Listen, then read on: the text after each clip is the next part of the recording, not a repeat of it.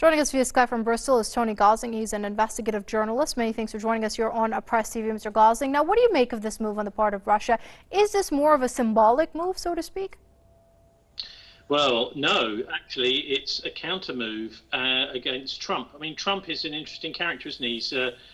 Even though he was actually elected to protect jobs in big industries in the United States, he's started to declare war, economic war on Russia, Iran, China and Europe almost simultaneously over the last few weeks. So it's not really very credible, his foreign policy linking up with his economic policy. The problem being that actually the sanctions hurt America more than they do and Europe more than they do the Russians. The Russians are pretty much self-sufficient in things like food and energy, and now most technologies too.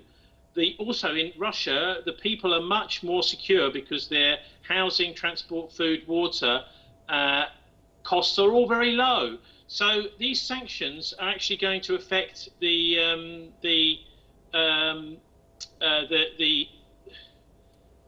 so they'll affect the Russians far less than the Americans.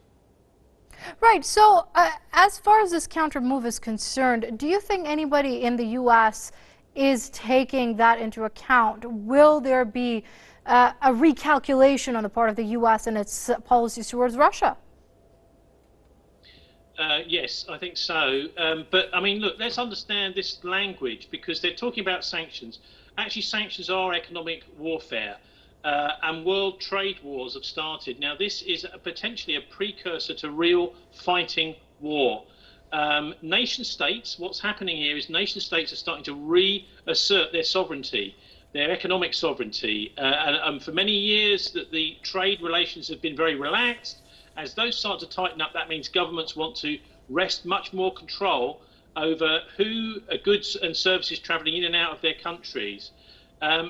The measures Putin has brought in are actually very much watered down measures, so they're not as aggressive and are not as stringent as the US, as Putin wanted actually, and as the American sanctions have been. So I would suggest, you could use the words things like prudent, countermeasures, that sort of thing to describe it. I mean, you have to also understand how these kinds of sanctions fit into modern warfare, because they're actually there on the table with the other sorts of measures. For example, economic warfare probably at the moment is the most important that we're seeing around the world. You've also got cyber warfare, and also the potentiality of a false flag cyber attack. In other words, something like the NSA could launch an attack against Britain or America and then try and blame the Russians. That could be on the cards. Then there's also space wars, and one of the biggest, of course, is psychological warfare. That is using the mass media to lie to your population, effectively what is mind control, in order to try and persuade them that you're the good guys when actually you're the bad guys. So that's how I think these sorts of economic measures fit into a much bigger picture of a slide towards a wider war around the world. And the anti-Russia campaign continues in the West. That's Tony Gosling, investigative journalist, joining us via Skype from Bristol. Mr. Gosling, thank you very much indeed, as always, for your comments here on Press TV.